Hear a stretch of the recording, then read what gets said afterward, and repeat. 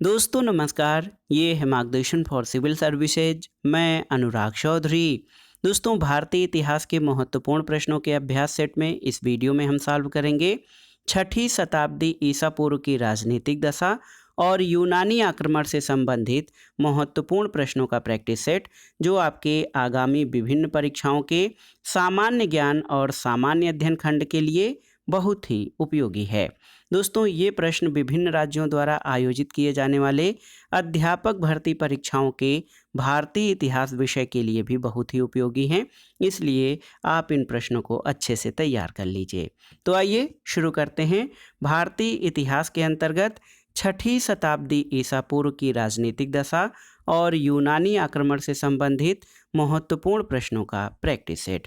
दोस्तों, प्रश्नों को सॉल्व करते समय हम उनकी व्याख्या भी करते चलेंगे ताकि आप उन्हें आसानी से समझ सकें और परीक्षाओं की दृष्टि से कुछ अन्य महत्वपूर्ण तथ्यों को भी जान सकें। तो आइए शुरू करते हैं आज का वीडियो। पहला प्रश्न है, निम्न में से कौन एक बौद्ध ग्रंथ 16 महाजनपदों का उल्लेख करता है? ऑप्शन है अंगुत्तर निकाय, मध्यम निकाय, खुद्दक निकाय या फिर दीघ निकाय।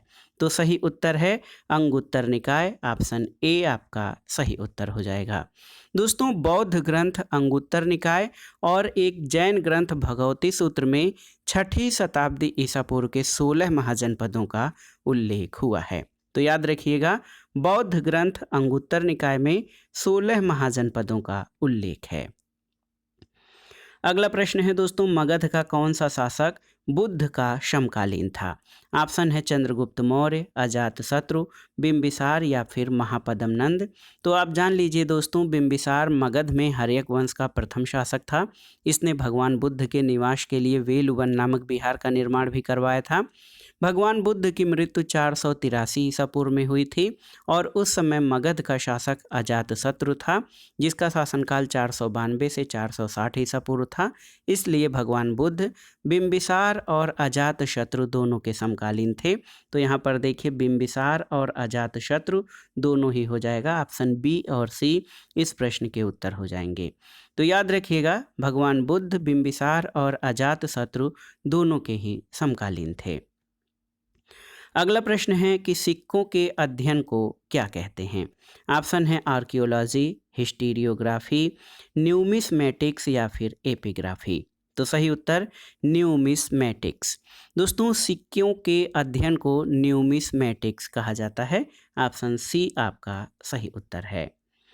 अगला प्रश्न है, बिंबिसार के समय मगध की राजधानी कौन सी थी? ऑप्शन देखिए, राजगृह, नालंदा, तक्षशिला या पाटलिपुत्र। तो सही उत्तर राजगृह हो जाएगा। दोस्तों, हर्यक वंश के संस्थापक बिंबिसार के समय मगध की राजधानी राजगृह थी और राजगृह को गिरिव्रज के नाम से भी जाना जाता था। अगला प्रश्न है कि शिशुनाग ने अपनी राजधानी कहाँ बनाई थी? तो उत्तर क्या हो जाएगा? उत्तर है वैशाली। दोस्तों, आप जान लीजिए कि शिशुनाग ने अवंती और वत्स को जीतकर मगध साम्राज्य में मिलाया।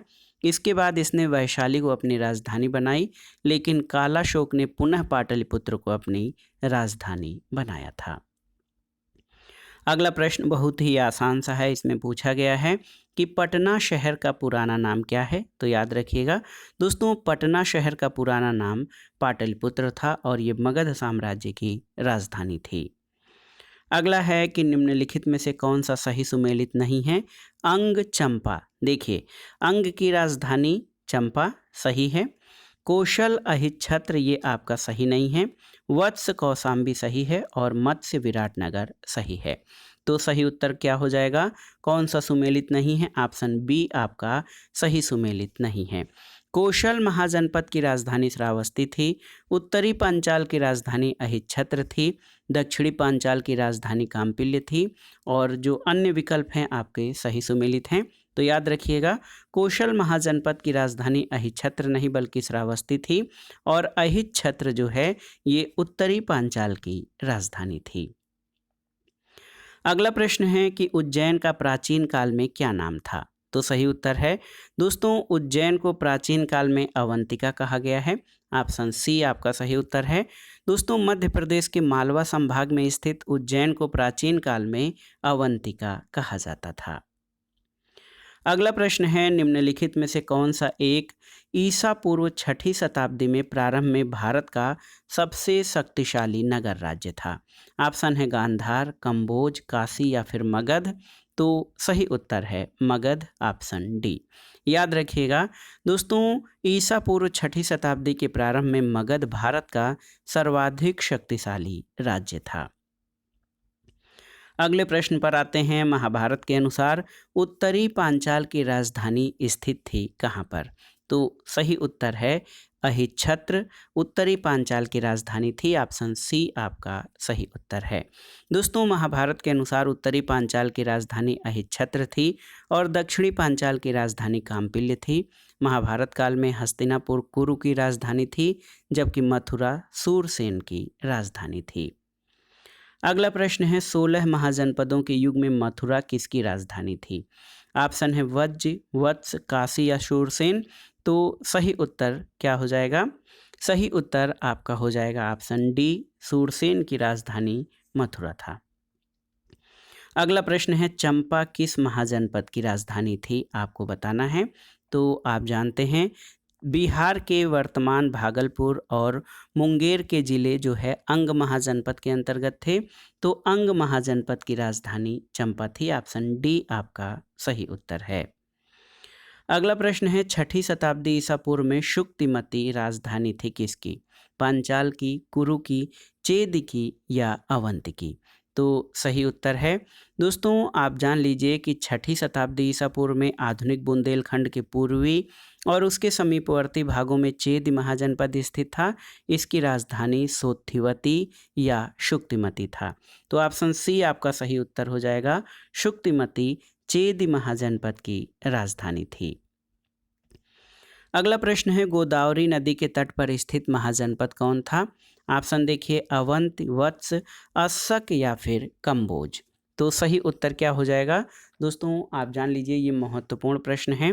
गोदावरी नदी के तट पर जो है कौन सा महाजनपद स्थित था आपको बताना है। तो ये था अस्सक महाजनपद। ऑप्शन सी आपका सही उत्तर हो जाएगा। दोस्तों, अस्सक या अस्मक नर्मदा और गोदावरी नदियों के मध्य स्थित था, जिसकी राजधानी पैठन या पोतन अथवा पोटल जो है इसको कहा जाता था। अगला प्रश्न है दोस्तों, छठी शताब्दी ईसा पूर्व का मत्स्य महाजनपद स्थित था कहाँ पर? पश्चिमी उत्तर प्रदेश में, राजस्थान में, बुंदेलखंड में या रुहेलखंड में? तो सही उत्तर है राजस्थान में। ऑप्शन बी आपका सही उत्तर है। छठी शताब्दी ईसा पूर्व का मत्स्य महाजनपद वर्तमान राजस्थान के जयपुर, अलवर और भरतपुर जिलों में स्थित था। इसकी राजधानी विराटनगर थी। अगला प्रश्न है मगध की प्रारंभिक राजधानी कौन सी थी? तो सही उत्तर है मगध की प्रारंभिक राजधानी राजगृह या गिरिव्रज थी। इसको बाद में इसकी राजधानी पाटलिपुत्र किया गया था। अगला प्रश्न है दोस्तों, प्राचीन श्रावस्ती का नगर विन्यास किस आकृति का है? ऑप्शन है आपके वृत्ताकार, अर्धचंद्राकार, त्रिभुजाकार और आयताकार। तो सही उत्तर है ऑप्शन बी, अर्धचंद्राकार। दोस्तों, प्राचीन श्रावस्ती की पहचान अलेक्जेंडर कनिंघम ने 1861 में उत्तर प्रदेश के श्रावस्ती जनपद के निकट सहेत महेत नामक स्थान से की थी। उत्खनन के आधार पर ज्ञात हुआ कि प्राचीन श्रावस्ती का नगर विन्यास जो है वो अर्धचंद्राकार था। अगला प्रश्न है दोस्तों, पाटलिपुत्र के संस्थापक कौन थे? उदयन, अशोक, बिंबिसार या फिर महापद्म नंद? तो सही उत्तर क्या हो जाएगा? आप देख लीजिए, पाटलिपुत्र की स्थापना अजातशत्रु ने गंगा और सोन नदी के संगम पर पाटलिग्राम में एक किला बनाकर की थी। अजातशत्रु के उत्तराधिकारी उदयन ने मगध साम्राज्य की राजधानी राजगृह से पाटलिपुत्र स्थानांतरित किया था। तो दोस्तों, आप जान लीजिए इसमें पाटलिपुत्र के संस्थापक को उदयन माना गया है, जो कि सही नहीं है। और आप जान लीजिए कि पाटलिपुत्र की स्थापना अजातशत्रु ने गंगा और सोन नदी के संगम पर किया था और राजधानी के रूप में उदयन ने इसको अपनी राजधानी बनाया था। अगला प्रश्न है, उदयन वासवदत्ता की दंत कथा संबंधित है किससे? उज्जैन से, मथुरा से, माहिष्मती से या कौशाम्बी से? तो सही उत्तर क्या हो जाएगा? उज्जैन से, ऑप्शन ए। दोस्तों उदयन वासव दत्ता की दंतकथा उज्जैन से संबंधित थी और इस कथा को महाकवि भास ने अपने नाटक स्वप्नवास वदत्तम में वर्णित किया है। अगला प्रश्न है अजातशत्रु के वंश का नाम क्या था? तो सही उत्तर है अजातशत्रु हर्यक वंश के शासक थे। तो याद रखिए अजातशत्रु हर्यक वंश से संबंधित थे और अजातशत्रु बिंबिसार के पुत्र थे। अगला प्रश्न है, देखिए एक प्रश्न पूछा जाता है वह राजकुमार जो अपने पिता की मृत्यु के लिए उत्तरदायी था। ऑप्शन है अजातशत्रु, चंड प्रद्योत, प्रसेनजित और उदयन। तो सही उत्तर क्या हो जाएगा? सही उत्तर आपका हो जाएगा अजातशत्रु। दोस्तों अजातशत्रु इनका शासनकाल 492 से 460 ईसा पूर्व था। अपने पिता हर्यक वंश के संस्थापक बिंबिसार की हत्या करके राजगद्दी पर बैठा था, लेकिन इसकी हत्या भी इसके पुत्र उदयन ने कर दी थी। तो याद रखिएगा उदयन से तात्पर्य जो है वत्स राजा उदयन से है, न कि हर्यक वंश के राजा उदयन से। तो विकल्प ए आपका सही उत्तर है। तो याद रखिएगा वह राजकुमार जो अपने पिता की मृत्यु के लिए उत्तरदायी था वो था अजातशत्रु और इसने अपने पिता बिंबिसार की हत्या करके गद्दी पर कब्जा किया था। अगला प्रश्न है कि किसने मगध साम्राज्य में वज्रगढ़ संघ को हराकर आत्मसात किया था? ऑप्शन है चंद्रगुप्त मौर्य, अशोक, महापद्म नंद या फिर अजातशत्रु। तो सही उत्तर हो जाएगा ऑप्शन डी अजातशत्रु। दोस्तों वैशाली बुद्ध काल का प्रमुख गणराज्य था। यहाँ के शासक लिच्छवी थे। अजातशत्रु ने आक्रमण करके लिच्छवियों को पराजित किया और उनके भूभाग को मगध साम्राज्य में मिला लिया था। अगला प्रश्न है दोस्तों गौतम बुद्ध के समय का प्रसिद्ध वैद्य जीवक जिसके दरबार से संबंधित था। तो जीवक ये किसके दरबार से संबंधित था? उत्तर है बिंबिसार। दोस्तों आप जान लीजिए गौतम बुद्ध के समय का प्रसिद्ध वैद्य जीवक बिंबिसार के दरबार से संबंधित था। बिंबिसार ने अपने राज्य वैद्य जीवक को अवंती नरेश चंड प्रद्योत के राज्य में चिकित्सा सेवा के लिए भेजा था। अगला प्रश्न है कि मालवा क्षेत्र पर मगध की सत्ता का विस्तार किसके शासनकाल में हुआ था? आपको बताना है बिंबिसार के, अजातशत्रु के, उदयभद्र के या शिशुनाग के। तो सही उत्तर है शिशुनाग, ऑप्शन डी। दोस्तों पुराणों के अनुसार मगध नरेश शिशुनाग ने अवंत यानी मालवा को जीतकर मगध साम्राज्य में मिला लिया था। प्रश्न संख्या 25 है दोस्तों मगध में नंद वंश का संस्थापक कौन था? तो उत्तर है मगध में नंद वंश का संस्थापक जो है ये महापद्म नंद अथवा उग्रसेन था। तो सही उत्तर ऑप्शन ए हो जाएगा महापद्म नंद मगध में नंद वंश का संस्थापक था। अगला प्रश्न है मगध का कौन सा सम्राट अपरो परशुराम के नाम से जाना जाता है?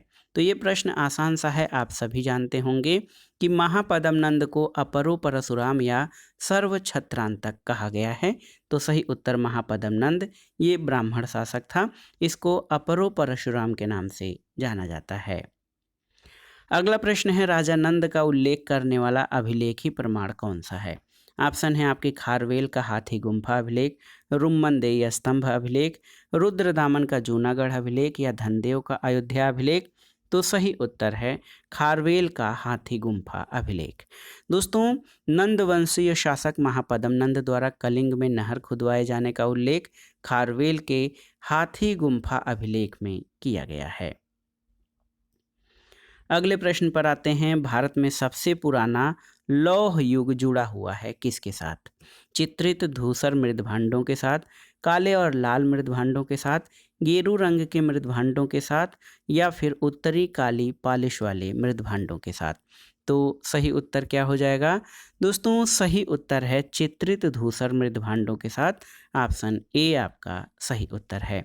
अहिच्छत्र, अतरंजी खेड़ा, आलमगीरपुर, मथुरा, रोपड़, श्रावस्ती आदि स्थलों से लौह युगीन संस्कृति के अवशेष प्राप्त हुए हैं और इस काल के लोग एक विशिष्ट प्रकार के बर्तन का प्रयोग करते थे जिसे चित्रित धूसर मृदभांड कहा गया है। अगला प्रश्न बहुत ही महत्वपूर्ण है, उस राज्य का नाम बताइए जिसने पहली बार युद्ध में हाथियों का प्रयोग किया था। तो सही उत्तर क्या हो जाएगा? दोस्तों सही उत्तर आपका हो जाएगा मगध। मगध राज्य ने पहली बार युद्ध में हाथियों का प्रयोग किया। मगध राज्य में पाए जाने वाले जंगलों में हाथी पर्याप्त संख्या में थे, जिनका प्रयोग मगध सेना में किया गया था। अगला प्रश्न है, महाभाष्य किसके द्वारा लिखा गया है? तो आसान सा है, महाभाष्य के रचयिता महर्षि पतंजलि थे। और इस ग्रंथ से ये जानकारी मिलती है कि मौर्य शासकों ने आर्थिक संकट से उबरने के लिए देव प्रतिमाएं बनवाकर बिकवाई थीं। अगला प्रश्न है, भारत के प्राचीनतम सिक्के किसके थे? तांबे के, सोने के, रांगा के या फिर चांदी के? तो सही उत्तर क्या हो जाएगा? दोस्तों, भारत के प्राचीनतम प्राप्त सिक्के आहत सिक्के या पंचमार्क सिक्के थे, जो चांदी के बने हुए थे। ऑप्शन डी आपका सही उत्तर है। दोस्तों, ये सिक्के ठप्पा देकर निशान बनाए जाते थे इस पर, इसलिए इन्हें आहत या पंचमार्क सिक्के कहा जाता था और ये सिक्के चांदी के थे। अगला प्रश्न है, 6ठी शताब्दी ईसा पूर्व मगध में किसका विशाल भंडार था? आपको बताना है। तो उत्तर है लौह। देखिए, ऑप्शन डी सही उत्तर हो जाएगा। दोस्तों, आप जान लीजिए कि 6ठी शताब्दी ईसा पूर्व में मगध में लौह के विशाल भंडार थे। अगला प्रश्न देखिए, प्रश्न ध्यान से पढ़िएगा कि चंड प्रद्योत किस प्राचीन गणराज्य के राजा थे? ऑप्शन है काशी, अंग, अवंत या बज्जी। तो सही उत्तर है चंड प्रद्योत जो है ये अवंत का शासक था। अवंत जो है ये राजतंत्रात्मक शासन व्यवस्था थी, न कि गणतंत्रात्मक। तो ऐसे चंड प्रद्योत अवंत का शासक था, लेकिन जब ये प्रश्न गणराज्य पूछा जाएगा तो ये प्रश्न सही नहीं होगा। लेकिन आप जान लीजिए कि चंड प्रद्योत अवंती का शासक था और बुद्ध काल में उत्तरी अवंत की राजधानी उज्जैनी और दक्षिणी अवंत की राजधानी महिष्मती थी। अगला प्रश्न है, अभिलेखी साक्ष्य से प्रकट होता है कि नंद राजा के आदेश से एक नहर खोदी गई थी। कहाँ पर? ऑप्शन है अंग में, बंग में, कलिंग में या फिर मगध में। तो सही उत्तर है कलिंग में, ऑप्शन सी। दोस्तों, खारवेल के हाथी गुम्फा अभिलेख से नंद राजा महापद्म नंद की कलिंग विजय सूचित होती है। इसके अनुसार नंद राजा जिन सेन की एक प्रतिमा उठा ले गया था, उसने कलिंग में एक नहर का निर्माण कराया था। अगला प्रश्न है, निम्नलिखित नामों में से प्राचीन भारत के चिकित्सकीय त्रय की पहचान कीजिए। यानी 3 जो है प्रमुख चिकित्सकीय विद्वानों के नाम आपको बताना है। ये लोग कौन थे? तो चरक, सुश्रुत और वाग्भट्ट। देखिए, चरक, सुश्रुत और वाग्भट्ट, ऑप्शन सी आपका सही उत्तर हो जाएगा। देख लीजिए, चरक, सुश्रुत और वाग्भट्ट याद कर लीजिए, इनको चिकित्सकीय त्रय के नाम से जाना जाता है। ये तीनों ही चिकित्सक आयुर्वेद में सिद्धहस्त थे। अगला प्रश्न है, मगध साम्राज्य की राजधानी पाटलिपुत्र के बारे में कौन सा कथन सत्य है? तो यहाँ पर सही उत्तर क्या हो जाएगा? दोस्तों, सही उत्तर आपका ऑप्शन बी हो जाएगा। पाटलिपुत्र उत्तर में गंगा नदी और पश्चिम में सोन नदी से घिरा हुआ था।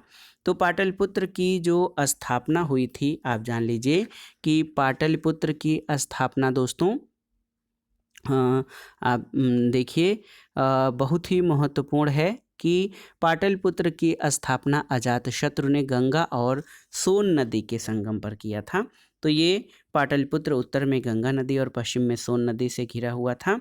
ये ऑप्शन बी आपका सही उत्तर हो जाएगा। अगला प्रश्न सुमेलन से है, आपको सही सुमेलन करना है और दिए गए कूट के आधार पर सही उत्तर का चयन करना है। उत्तर प्रदेश के प्राचीन जनपद और उनकी राजधानियों का मिलान करना है। कुरु, तो कुरु की राजधानी जो है वो इंद्रप्रस्थ थी, मिलान करिए। पांचाल की राजधानी उत्तरी पांचाल की अहिच्छत्र थी। इसके अलावा कौशल की जो है ये साकेत और वत्स की राजधानी कौशाम्बी थी। तो सही सुमेलन किस तरह से हो जाएगा? सही सुमेलन आप जान लीजिए दोस्तों, 4, 3, 1 और 2। तो यहाँ पर विकल्प कौन सा? 4, 3, 1 और 2, ऑप्शन बी आपका सही उत्तर हो जाएगा। अगला प्रश्न भी सूची 1 का सूची 2 से सुमेलन करना है, राजा और उनके राज्यों का। तो प्रद्योत, चंड प्रद्योत ये अवंती का शासक था। उदयन आप जानते हैं ये वत्स का शासक था।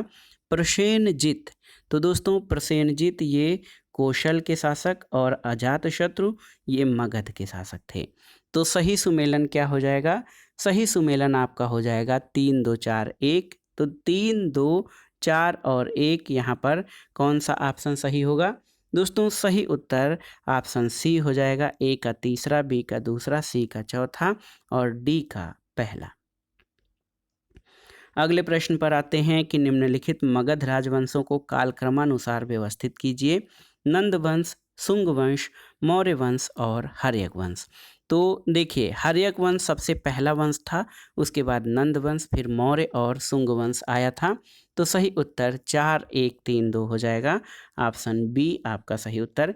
सबसे पहले हर्यक वंश, फिर नंद वंश, उसके बाद मौर्य वंश, फिर शुंग वंश। तो 4 1 3 2 ये मगध के राजवंशों का सही क्रम हो जाएगा। अगला प्रश्न है, निम्नलिखित में से किन ग्रंथों में प्राचीन भारत के 16 महाजनपदों यानी खोडस महाजनपद की सूची मिलती है? अर्थशास्त्र, अंगुत्तर निकाय, दीघ निकाय और भगवती सूत्र। तो सही उत्तर क्या हो जाएगा? दोस्तों सही उत्तर हो जाएगा, देखिए, अंगुत्तर निकाय और भगवती सूत्र, यानी 2 और 4। तो विकल्प देखिए, विकल्प ए 2 और 4 यानी अंगुत्तर निकाय और भगवती सूत्र। अंगुत्तर निकाय बौद्ध ग्रंथ है, भगवती सूत्र जैन ग्रंथ है। इनसे प्राचीन भारत के 16 महाजनपदों के बारे में जानकारी मिलती है। अगला प्रश्न कथन और कारण से संबंधित है। कथन है कि विश्व के सभी भागों में ईस्वी पूर्व 6ठी शताब्दी एक महान धार्मिक उथल पुथल का काल था, और दूसरा है कि वैदिक धर्म बहुत जटिल हो चुका था। तो इसका कौन सा उत्तर सही हो जाएगा? दोस्तों ए और बी दोनों ही सही हैं, बी आपका सही उत्तर हो जाएगा। दोस्तों ईसा पूर्व 6ठी शताब्दी में उत्तर भारत की मध्य गंगा घाटी क्षेत्र में कई धार्मिक संप्रदायों का उदय हुआ था और अनेक मत और दर्शन के प्रादुर्भाव हुआ, जिससे बौद्धिक आंदोलन शुरू हुआ था। और इसी समय आप जान लीजिए कि विभिन्न प्रकार के बौद्धिक आंदोलनों के प्रमाण अन्य देशों में मिले। चीन, ईरान, यूनान में पुरातन मान्यताओं को चुनौती देने वाले कन्फ्यूशियस, जरथुस्त्र, पाइथागोरस थे।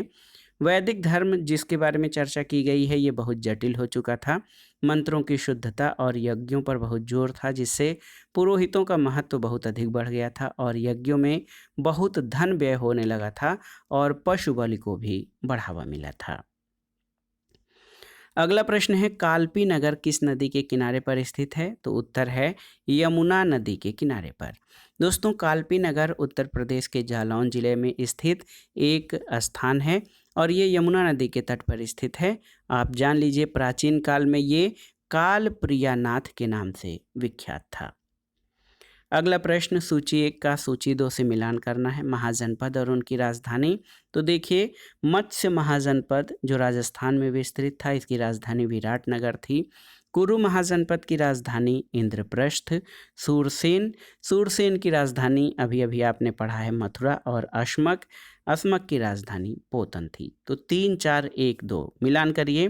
3 4 1 2 ऑप्शन सी इस प्रश्न का सही उत्तर हो जाएगा। तो दोस्तों ये था 6ठी शताब्दी ईसा पूर्व की राजनीतिक स्थिति से संबंधित महत्वपूर्ण प्रश्न। अब आइए यूनानी आक्रमण से संबंधित कुछ अन्य प्रश्नों को देख लेते हैं। सिकंदर के हमले के समय उत्तर भारत पर निम्नलिखित राजवंशों में किस एक का शासन था? आपको बताना है।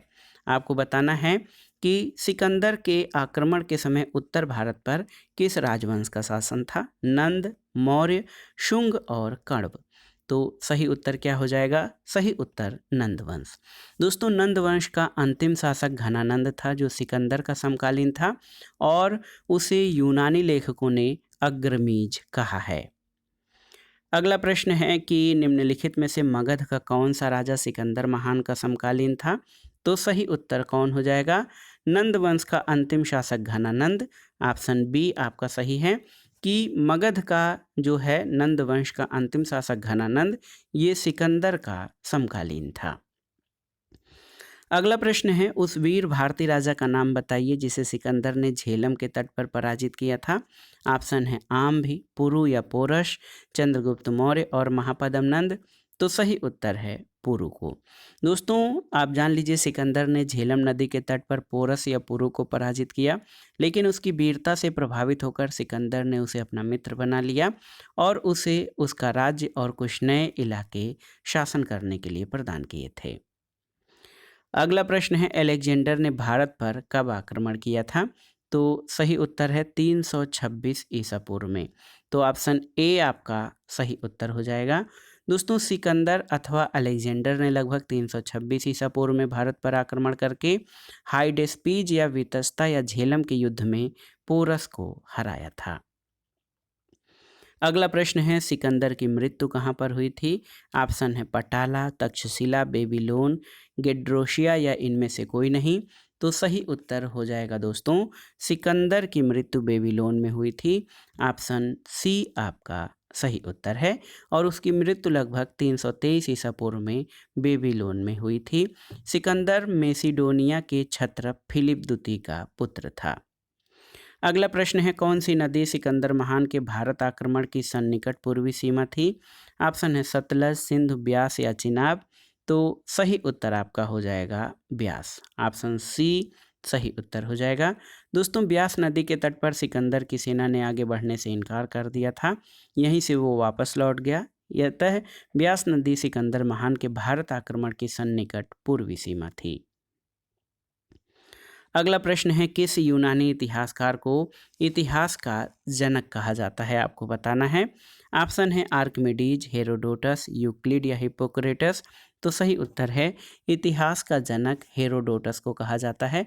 5वीं शताब्दी ईसा पूर्व में उसने हिस्टोरिका नामक पुस्तक की रचना की थी। अगले प्रश्न पर आते हैं। दोस्तों अगला प्रश्न बहुत ही महत्वपूर्ण है। ये है कथन और कारण से संबंधित। कथन है कि लगभग 2 वर्ष के अभियान के बाद सिकंदर महान ने 325 ईसा पूर्व में भारत छोड़ दिया था।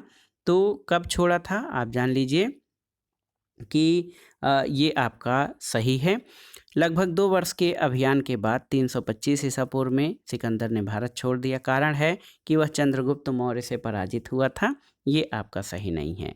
ए सही लेकिन आर गलत है। दोस्तों आप जान लीजिए हखामनी साम्राज्य को ध्वस्त करने के बाद 326 ईसा पूर्व के बसंत के अंत में एक विशाल सेना के साथ सिकंदर भारतीय विजय के लिए चला। लगभग 2 वर्षों के अभियान के बाद 325 ईसा पूर्व में सिकंदर जो है उसने पाटल से वापस यूनान को प्रस्थान किया, लेकिन वह चंद्रगुप्त मौर्य से पराजित नहीं हुआ था। तो ए सही है, आर गलत है। अगला प्रश्न है युद्ध भूमि में बड़ी संख्या में सैनिकों के मारे जाने अथवा आहत हो जाने के बाद किस भारतीय गण अथवा राज्य की स्त्रियों ने सिकंदर के विरुद्ध शस्त्र धारण किया था? ऑप्शन है अभिसार, ग्लौसाई, कठ या मत्सग। तो सही उत्तर आपका हो जाएगा मत्सग, ऑप्शन डी। दोस्तों आप जान लीजिए सिकंदर के आक्रमण के समय अस्मक या एक सीमांत गणराज्य था, उसकी राजधानी मत्सग थी। यूनानी लेखकों के अनुसार सिकंदर के विरुद्ध हुए युद्ध में बड़ी संख्या में पुरुष सैनिकों के मारे जाने के बाद यहाँ की स्त्रियों ने शस्त्र धारण किया था। अगला प्रश्न और आज के प्रैक्टिस सेट का आखिरी प्रश्न है कि भारत में सिकंदर की सफलता किन कारणों से थी?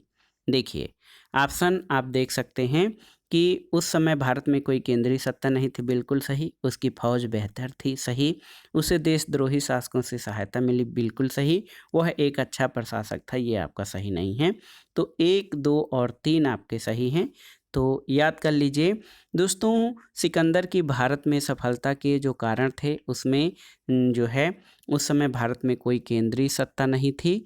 उसकी सेना निसंदेह श्रेष्ठ थी। आम्भी जैसे तमाम देशद्रोही भारतीय शासकों ने उसे सहयोग दिया, फिर भी भारत की विजय में उसके अच्छे प्रशासक होने का कोई योगदान नहीं था। ऑप्शन बी आपका सही उत्तर हो जाएगा।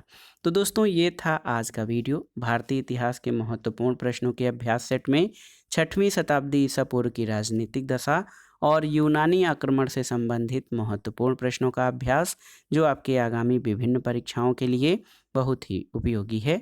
आप इन प्रश्नों को तैयार कर लीजिएगा। वीडियो आपको कैसा लगा हमें कमेंट बॉक्स में ज़रूर बताइएगा। वीडियो को लाइक करें, शेयर करें और इस चैनल को सब्सक्राइब करें। वीडियो देखने के लिए धन्यवाद। नमस्कार।